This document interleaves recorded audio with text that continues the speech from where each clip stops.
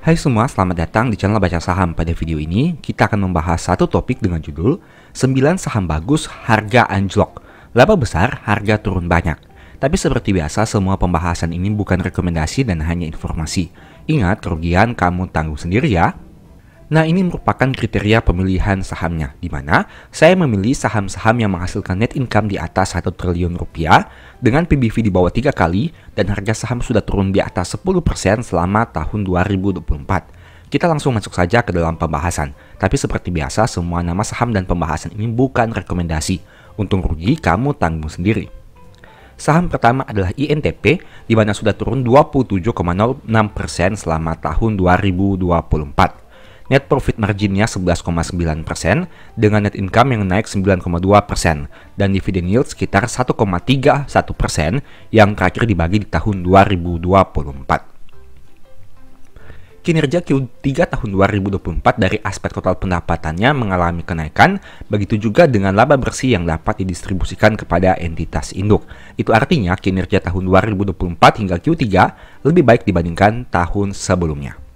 Untuk harga saham ini mengalami penurunan yang sangat signifikan selama 10 tahun terakhir. Bahkan dulunya sempat di atas angka 10.000, tapi kini hanya tersisa di angka 6.800 saja. Untuk aspek valuasi PBV juga turun signifikan. Dari yang memiliki rata-rata 2,44 kali selama 10 tahun, kini historical PBV-nya hanya 1,19 kali.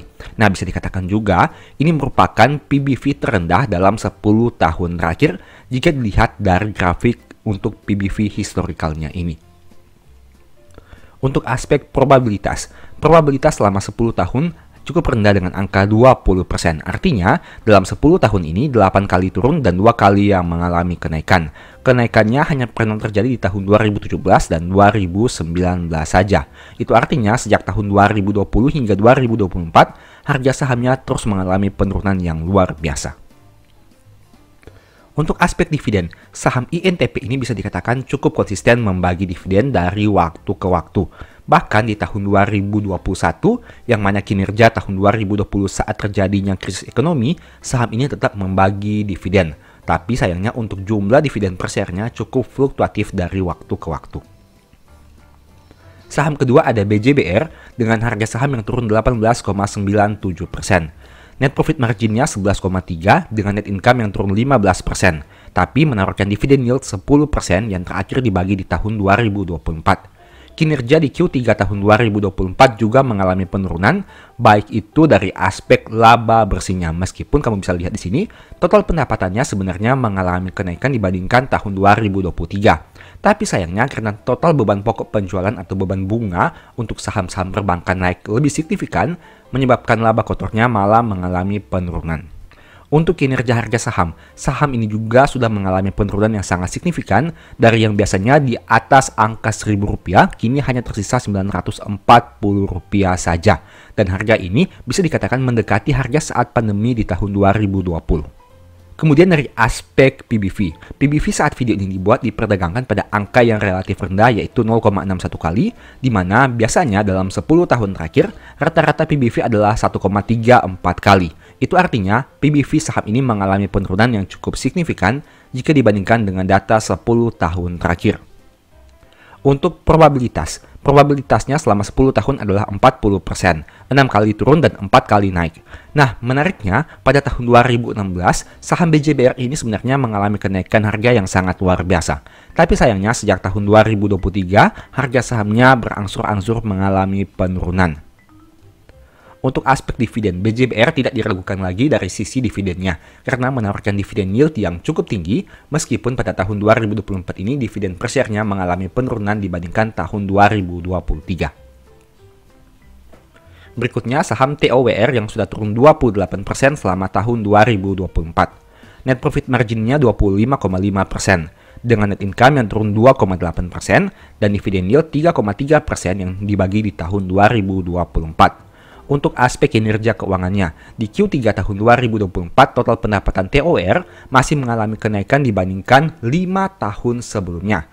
Tapi sayangnya laba bersihnya malah mengalami penurunan dibandingkan tahun 2023, 2022, dan 2021. Ini merupakan hal yang harus ditanda-tanyakan. Kenapa pendapatannya naik tapi laba bersihnya malah mengalami penurunan? Apakah itu karena total beban pokok penjualannya yang naik cukup signifikan atau karena ada hal yang lain? Untuk harga saham TOR ini juga sudah turun cukup signifikan dari yang biasanya di atas angka Rp1.000, kini tersisa di angka Rp720. Untuk aspek PBV-nya juga apalagi. PBV rata-ratanya sekitar 4,8 kali, tapi kini hanya 2,02 kali.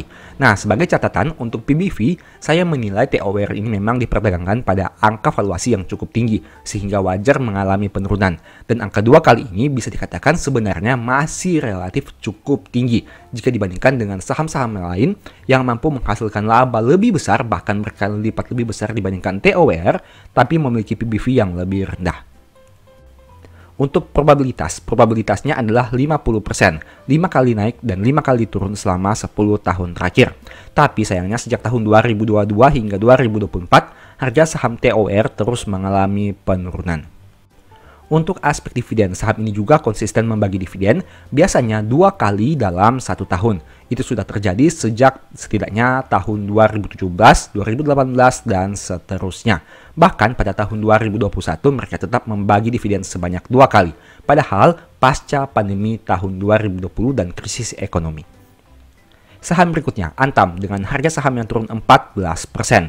Net profit marginnya 3,2 dengan net income yang turun 32%. Dividen yield sekitar 8,6% yang terakhir dibagi di tahun 2024. Kinerja Q3 tahun 2024. Total pendapatannya naik sangat signifikan dari 9,2 menjadi 20 di tahun 2024 ini.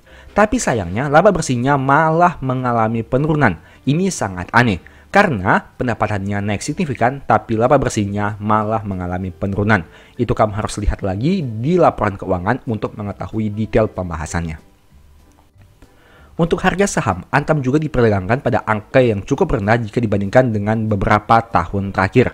Dulunya bahkan sempat di atas angka 2000 tapi kini 1490. Memang sih harga saat video ini dibuat bisa dikatakan sedikit lebih tinggi dibandingkan harga saham pada beberapa bulan yang lalu. Untuk aspek valuasi, nah menariknya Antam masih diperdagangkan pada PBV yang bisa dikatakan mirip seperti rata-rata PBV-nya. Yaitu sekitar 1,20 kali. Dulunya memang sempat di atas PBV 2 kali, tapi sempat juga turun di bawah PBV 1 kali. Untuk probabilitas adalah 50%, artinya 5 kali naik dan 5 kali turun selama 10 tahun terakhir. Tapi sebagai catatan, sejak tahun 2022, harga saham Antam terus turun di atas 10%. Kita lihat saja untuk tahun 2024 bagaimana. Untuk aspek dividen, setidaknya dalam beberapa tahun terakhir sejak tahun 2018, saham ini cukup konsisten membagi dividen setiap tahun dari waktu ke waktu. Memang sebelumnya sempat tidak konsisten, tapi sejak tahun 2018, 19, 20, 21, 22, 23, dan 24, Antam terus membagi dividen setiap tahunnya.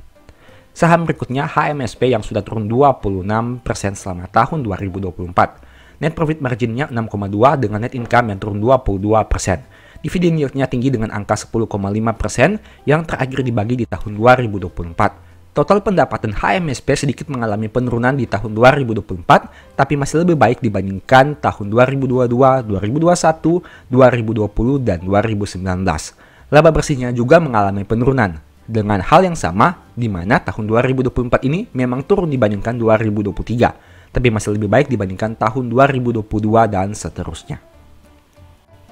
Untuk harga saham, HMSP harga sahamnya anjlok sangat signifikan. Dari yang biasanya pernah mencapai angka 5.000 kini hanya Rp655 saja. Memang sih dari aspek valuasi, karena HMSP dulunya diperdagangkan pada angka yang sangat tinggi. Bahkan rata-rata PBV-nya adalah 11 kali dan kini hanya 2,8 kali. Dan sebagai informasi, angka 2,8 kali ini bisa dikatakan masih cukup relatif lebih tinggi dibandingkan saham-saham yang lain. Sehingga kamu harus mengantisipasi apabila terjadi penurunan harga saham yang lebih lanjut. Untuk probabilitas dalam 10 tahun terakhir, 6 kali turun dan 4 kali naik. Nah, HMSP ini jika mengalami penurunan harga saham sangat signifikan. Karena bahkan sejak tahun 2018, 19, 20, 21, 22, dan 24, penurunan harga sahamnya sangat signifikan jika dibandingkan dengan kenaikan harganya di tahun 2023 yang lalu. Untuk aspek dividen, saham HMSP ini menarik karena membagi dividen dengan yield yang relatif cukup tinggi. Bahkan mereka juga konsisten membagi dividen dari waktu ke waktu. Kemudian BBNI dengan penurunan harga 12,19%. Net profit marginnya 29,9% dengan net income 3%. Dividen yield sekitar 5,9% yang terakhir dibagi di tahun 2024. Total pendapatan BNI hingga Q3 mengalami peningkatan, begitu juga dengan laba bersih. Itu artinya BNI masih mencetak kenaikan kinerja dibandingkan tahun sebelumnya.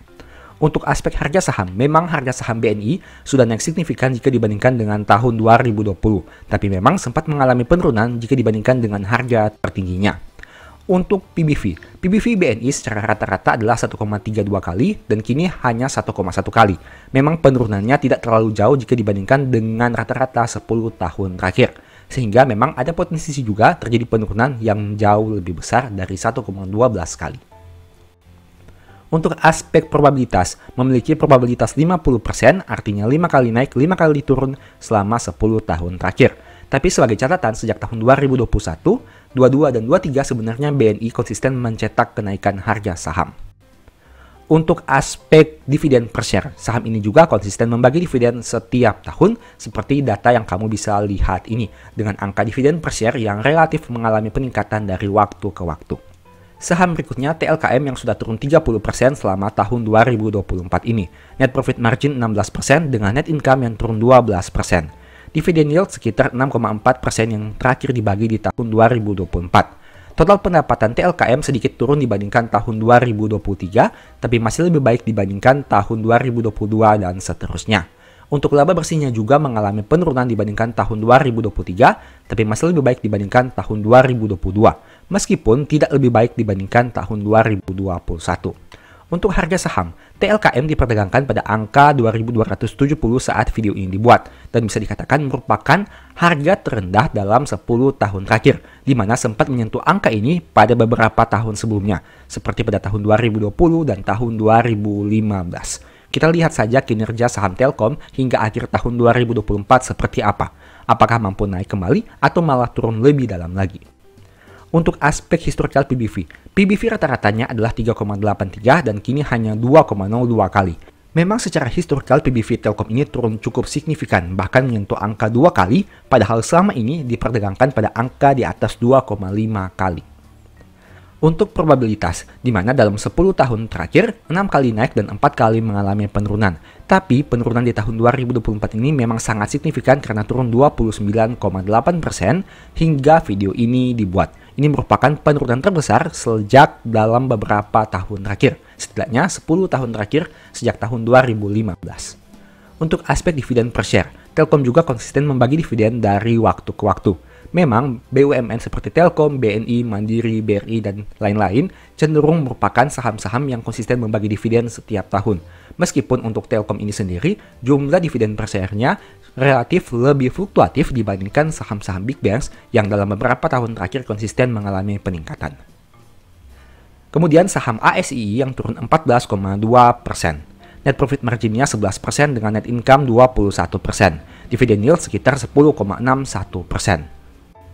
Untuk kinerja keuangan hingga Q3, ASI mencatatkan kenaikan pendapatan dibandingkan tahun 2023, 2022, dan seterusnya.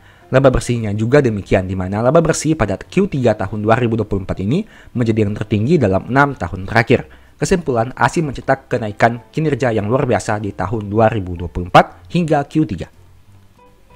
Untuk harga saham ASI memang mengalami penurunan dibandingkan harga tertinggi yang pernah mereka capai. Bahkan harga tertinggi di tahun 2022 ini jika dibandingkan dengan harga saat video ini dibuat memiliki selisih yang cukup signifikan.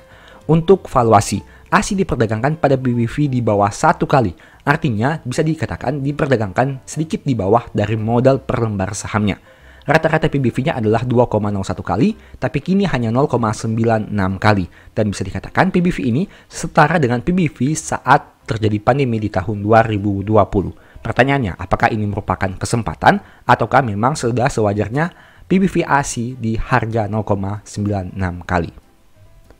Untuk aspek probabilitasnya adalah 30%, artinya dalam 10 tahun 7 kali turun dan 3 kali mengalami kenaikan harga saham.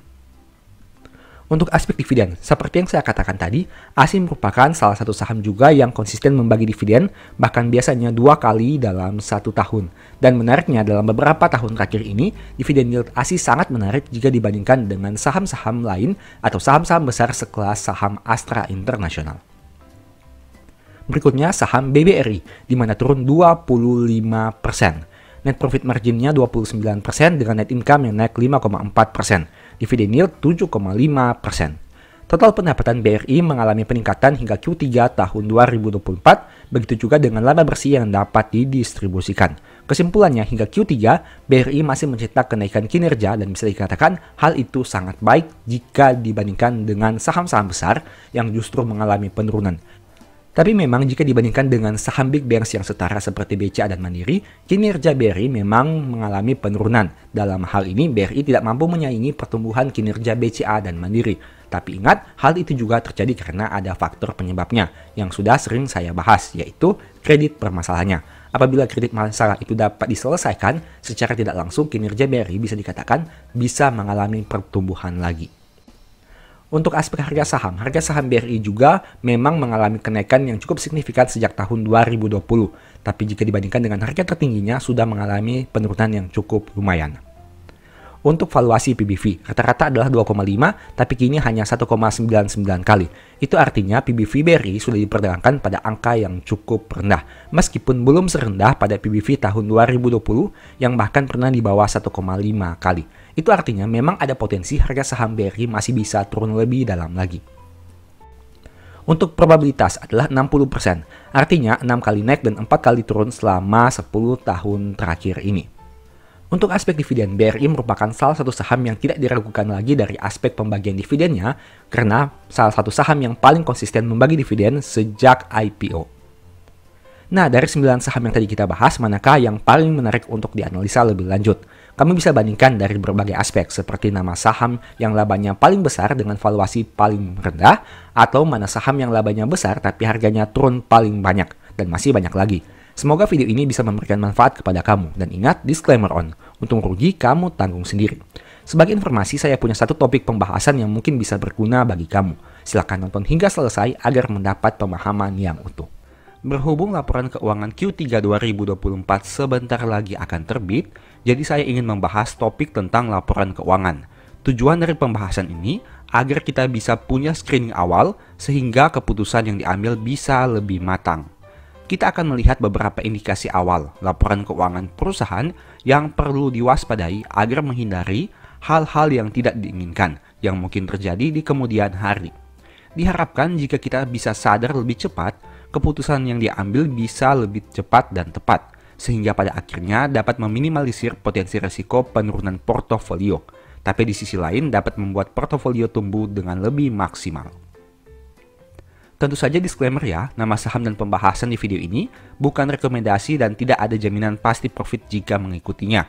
Setiap cara analisa yang dibuat disajikan berdasarkan second opinion saja, tapi tetap analisa utama dan keputusan serta risiko menjadi tanggung jawab kamu sendiri. Sekarang mari kita masuk saja ke dalam beberapa kondisinya. Kondisi pertama, penjualan turun. Penjualan merupakan komponen paling atas yang akan ditemukan pada laporan laba rugi. Artinya pos keuangan ini sangat berpengaruh terhadap kinerja laba rugi perusahaan tersebut. Pada umumnya, cara mudah analisanya sebagai berikut. Penjualan naik itu bagus, penjualan turun itu harus diwaspadai. Alasannya sederhana, karena penjualan naik seharusnya berdampak kepada naiknya laba, begitu juga sebaliknya. Untuk menilai kondisi pertama ini, ada 2 periode yang bisa digunakan, yaitu data triwulan sebelumnya dan data triwulan tahun sebelumnya. Contoh, seperti data di bawah ini. Untuk menilai penjualan pada Q3 2024, kita bisa gunakan data Q2 2024 dan data Q3 2023. Kedua data itu bisa dijadikan pembanding untuk melihat apakah penjualan di Q3 2024 bagus atau tidak.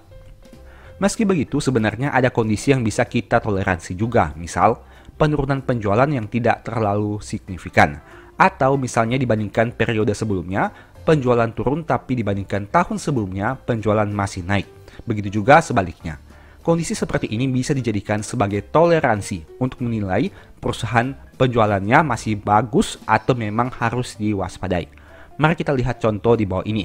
Misalnya pada Q3 2023 penjualannya 15.000. Di Q2 2024 turun jadi 14.000 dan Q3 2024 turun lagi menjadi 12.000. Kondisi ini harus diwaspadai. Tapi bila ada perbedaan, misalkan di Q3 tahun 2023 ini, misalkan nominal penjualannya adalah 10.000.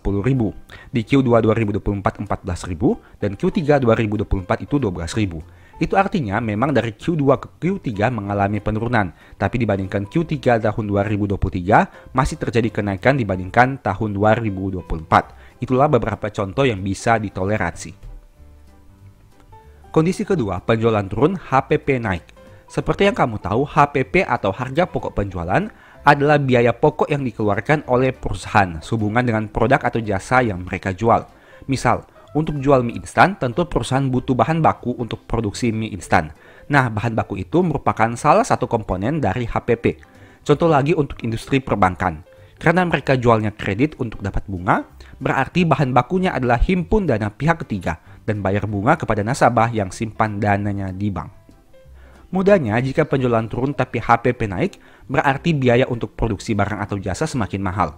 Sudah penjualannya turun, biaya bahan baku malah naik. Kondisi itulah yang perlu diantisipasi, karena semakin tinggi HPP akan berdampak kepada semakin banyak pengurang laba.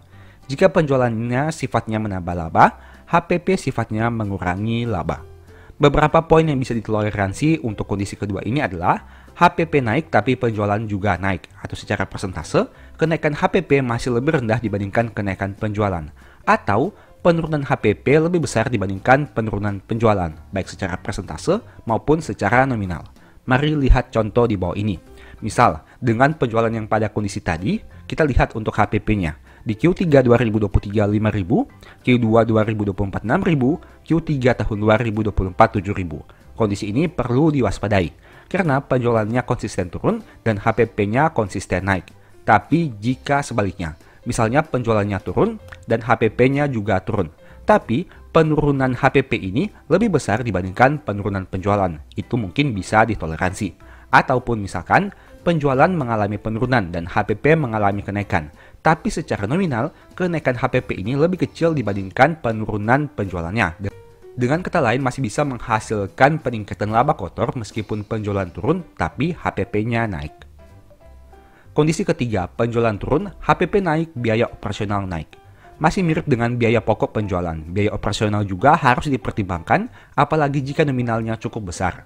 Biaya operasional dan HPP memiliki sifat yang sama, di mana semakin besar nominalnya, membuat laba semakin kecil, begitu juga sebaliknya. Meski begitu, sebenarnya perusahaan sangat butuh biaya operasional, karena biaya inilah yang menunjang operasional perusahaan dari hulu ke hilir. Namun yang menjadi masalah apabila biaya ini sudah mendominasi nominal di laba rugi, atau peningkatannya sangat signifikan dibandingkan penjualan dan biaya HPP. Kondisi yang masih bisa ditoleransi adalah jika kenaikan biaya operasional lebih rendah dibandingkan kenaikan penjualan, atau jika penurunan biaya operasional lebih besar dibandingkan penurunan penjualan. Tapi apabila biaya operasional terus naik signifikan saat penjualan turun signifikan, hal itu harus diwaspadai. Mari simak contoh berikut ini. Misalnya, biaya operasional naik dari 3.000 ke 4.000 ke 5.000. Di sisi yang lain, penjualannya turun dari 15.000 ke 14.000 ke 12.000. Kondisi keempat, penjualan turun, HPP naik, biaya operasional naik, pendapatan atau biaya non-operasional naik dan turun. Sama seperti namanya, pendapatan atau biaya non-operasional merupakan seluruh aktivitas di luar operasional perusahaan. Bagi saya pribadi, komponen ini, entah dia naik atau turun, seharusnya punya nominal yang tidak seberapa, karena tidak berkaitan dengan operasional. Jika nominal pendapatan non-operasional besar, itu perlu diwaspadai. Jika nominal beban operasionalnya besar, itu juga perlu diwaspadai. Pada intinya, komponen ini seharusnya punya nominal yang kecil dan tidak signifikan. Jadi entah dia naik atau turun, seharusnya memiliki dampak yang tidak seberapa, selama nominalnya tidak signifikan dibandingkan komponen lain. Mari simak contoh di bawah ini. Misalnya, nominal pendapatannya adalah 2.000 naik ke 4.000 naik ke 10.000. Ini merupakan kenaikan yang sangat signifikan. Di sisi yang lain, penjualannya mengalami penurunan yang cukup drastis. Itu merupakan contoh hal yang harus diwaspadai. Kondisi kelima, penjualan turun, HPP naik, biaya operasional naik, pendapatan atau biaya non-operasional naik dan turun, serta laba naik atau turun. Laba adalah tujuan akhir dari laporan laba rugi. Semua aktivitas yang dilakukan untuk meningkatkan penjualan dan menekan biaya tujuannya agar supaya laba meningkat. Meski begitu, kita perlu lihat lagi apakah kenaikan laba itu berasal dari penjualannya, ataukah hanya karena efisiensi biaya, atau ada pendapatan non-operasional yang membuat laba itu naik. Seharusnya jika penjualan turun, laba akan turun. Begitu juga sebaliknya. Nah, akan jadi pertanyaan jika penjualan turun tapi laba malah naik. Di sisi lain, laba yang turun juga harus kita waspadai, apalagi jika penurunannya sudah terjadi dalam beberapa periode dan memiliki nominal yang signifikan. Hal itu bisa jadi warning awal agar kita lebih berhati-hati dalam mengambil keputusan. Karena ingat, laba adalah salah satu komponen paling penting di laporan keuangan. Laba bisa berdampak pada harga saham, bisa juga berdampak pada kebijakan pembagian dividen, bisa berdampak pada pertumbuhan ekuitas, bisa berdampak pada prospek perusahaan ke depan, dan masih banyak lagi dampak yang mungkin terjadi dari satu komponen yang namanya laba. Jika laba turun, biasanya akan banyak hal terjadi. Jika laba naik, biasanya juga akan ada banyak hal yang terjadi. Jadi pastikan kamu tahu dengan detail dari mana angka laba itu berasal. Apakah dari operasional usaha ataukah hanya karena hal-hal lainnya. Jika 5 kondisi tadi yang kita bahas dari sisi laba rugi, ada juga beberapa hal yang perlu diperhatikan dari sisi neraca keuangan, yaitu yang pertama, perusahaan punya banyak hutang, apalagi hutang berbunga. Kedua, peningkatan hutang jauh lebih tinggi dibandingkan peningkatan ekuitas. Ketiga, perusahaan punya saldo kas yang sangat sedikit dibandingkan hutang yang akan segera jatuh tempo. Keempat, ekuitasnya konsisten turun, liabilitas konsisten naik. Kelima, aset liquid yang dapat dikonversi menjadi cash sangat sedikit. Dan masih ada lagi beberapa poin lain yang perlu diperhatikan. Intinya, kita melakukan analisa laporan keuangan bertujuan agar tahu dengan jelas kondisi perusahaan yang paling update. Hal itu dibutuhkan agar keputusan yang diambil bisa menjadi lebih akurat. Artinya, apapun usaha yang kita lakukan, pada ujungnya bertujuan agar portofolio kita tumbuh dengan konsisten dan pesat dari waktu ke waktu. Kita belajar laporan keuangan bukan untuk jadi ahli atau profesor, tapi untuk cari keuntungan di pasar saham. Tidak perlu tahu seluruh detail laporan keuangan dan tidak perlu adu hebat dengan orang lain dalam analisa. Intinya, selama kamu hasilkan profit konsisten dalam jangka panjang dengan maksimal, berarti kamu sudah hebat. Begitu juga sebaliknya. Meski kamu sangat hebat dalam analisa laporan keuangan dan tahu semua detail dari perusahaan, tapi jika portofolio belum bisa tumbuh dengan konsisten, berarti kamu masih harus banyak belajar. Intinya semua tentang profit konsisten dan bukan tentang siapa lebih pintar. Karena di pasar saham kita cari untung bukan cari siapa yang paling pintar. Semoga video ini bermanfaat. Demikianlah pembahasan singkat pada video ini. Selalu ingat bahwa semua saham yang disebutkan bukan rekomendasi dan hanya informasi. Mohon agar dapat mengecek kembali data yang ditampilkan. Di video berikutnya ingin dibahas materi apa lagi? Tulis di kolom komentar ya. Sebagai informasi, channel YouTube Baca Saham sekarang ada 2. Yang pertama Baca Saham dan Baca Saham dari Nol. Berikut ini beberapa list ebook Baca Saham. Pertama, Stock for Living, Strategi Nabung Saham, The Stock Market, dan Cara Cepat Analisa Laporan Keuangan. Apabila tertarik, chat saja pada nomor WA yang ada. Sekian video ini, semoga bermanfaat. Thank you.